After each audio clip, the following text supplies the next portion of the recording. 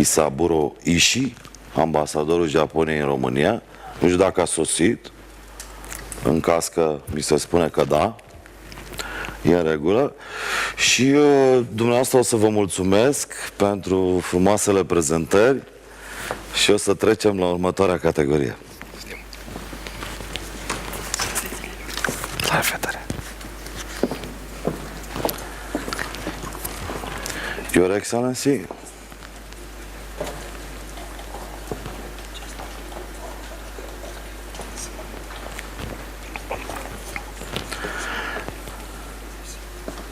please take a seat.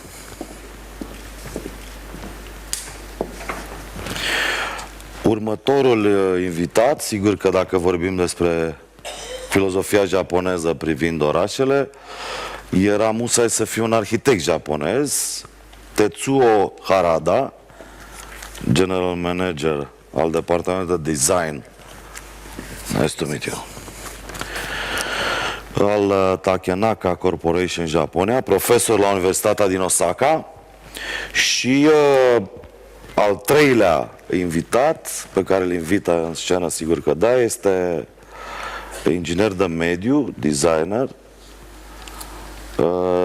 Jesus Alberto Pulido Arcas. Nu știu dacă am zis bine, dar eu zic că omul s-a recunoscut pe nume. Mulțumesc! Bun, sigur, aici nu cred că mai avem nevoie de prezentarea domnului ambasador? Nu cred. Avem filmuleț pe subiect? Okay. Yeah. Thank you very much for kind introduction and wow. My name is Kisaburo Ishii, sunt Ambasador Japoniei to Romania. And today, on the occasion of Mr. Harada from Takenaka Corporation, I was invited to this occasion, and I'm very happy that since that the Takenaka Corporation has finished the tallest building in Japan, in Osaka. And so I would like to introduce not Takenaka's project, but somehow a little bit bigger scale of the project. And well, I finished 8 months here in Romania as a diplomat, so I somehow become a diplomat, probably 2%. Since that, I spent 37 years in Ministry of Infrastructure and Building. So comparing the length of my career in the former ministry, probably I have become 2% of the diplomat, anyhow. And today's title, Key to the Successful Urban Development, I would like to take some examples of recent Japanese urban redevelopment. This is a place of Otemachi. Otemachi is Japanese listed companies' headquarters get together and facing to the Imperial Palace around here, Imperial Palace, the green area, and this is the palace itself. And this area was built almost more than 100 years ago. After the Meiji period, but during the World War II, this area was totally destroyed by the Allied Army's bombing, and only several buildings left. Since that Allied Army would like to keep a big building, good building for their headquarters, especially for General Makasa. And after that, just after the World War II, this area was developed for the big company's headquarters. But as you can easily imagine that at that time, lack of materials and the financial resources, all of the building was not such a big one, and instead, which way? The computer, which way? This one? No?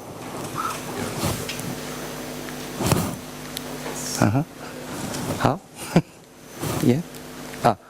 Yeah. This is the one before. So you can see most of the buildings, especially in this area, is a very small and old-fashioned building, and it doesn't fit to the global industries. But the problem is that this area is a company's headquarters, and including mass medias and 24 hours financial center and so on. So we need the process of continuing, not to obstruct business activities. So it's a big problem to rebuild those big buildings. But at that time, we found that this area, this is a government site. We had a regional office there, and at that time, the central government decided to move those regional offices to the adjacent Saitama area. So by utilizing this area, instead of only building a new one, but instead, we moved several buildings to this area, and after that, to redevelop this area and make a vacant area, and then other building move. So it's a kind of chain style, successive urban redevelopment project. This is by introducing this kind of process.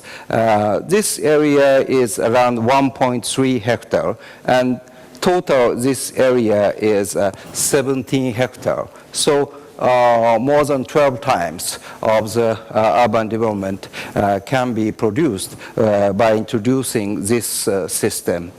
And of course, not only this system, but also for that purpose, it's pretty difficult. This is one before? No. This is no. Go forward. No.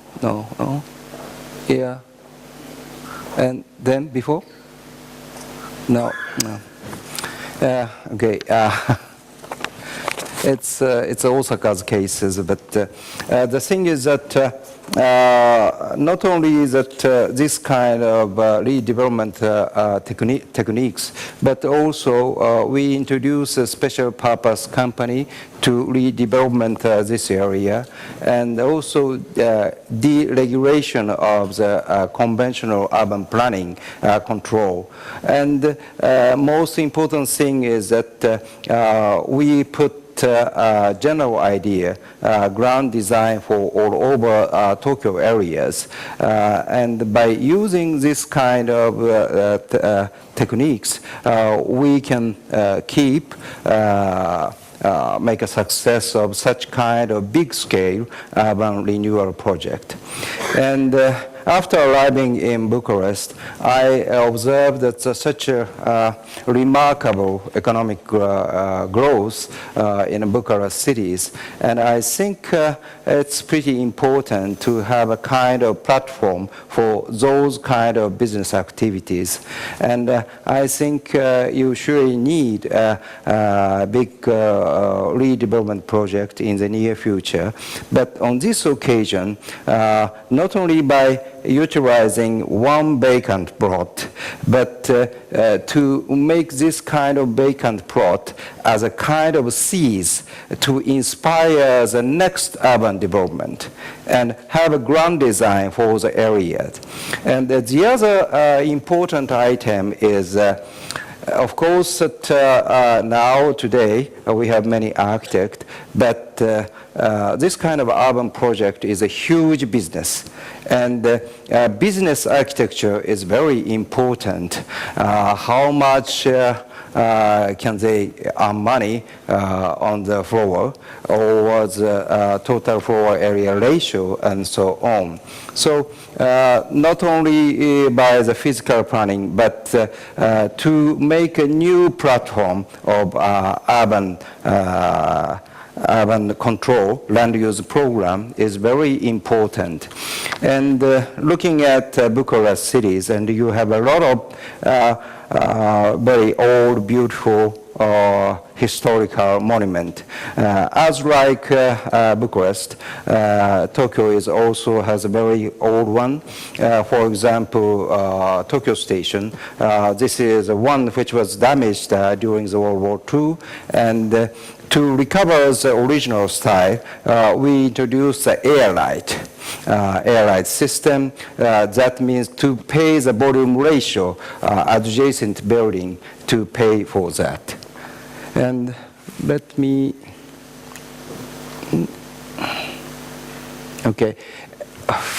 And this one is also that transportation is very important, even though that such kind of IT ages. And this is the Shibuya station, which has millions of people commuting using this station, and 7 railways are using this station, and not well connected, land use confused, and very poor infrastructure such as storage and also bus terminal and so on. So in order to not only partial redevelopment, we introduced a total redevelopment of Shibuya station. That is a huge program. It takes more than 10 years, and not only probably some of the part exceeds the Tokyo Olympic, but this is critically important since that the Shibuya station is a core of the IT industry now,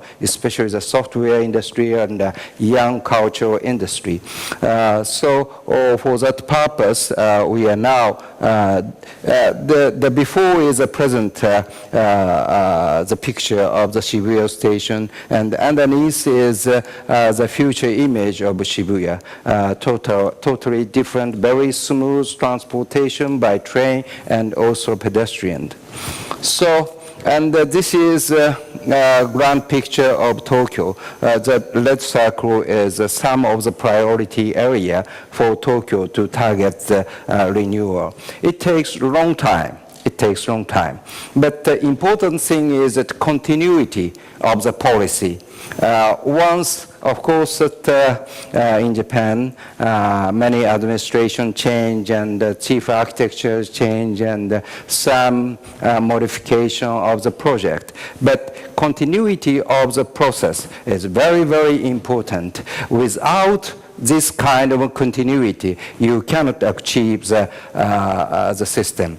And for that purpose, in Tokyo's case, I belong to not only Minister of Infrastructure, I was the Vice President of Urban Renaissance Agency.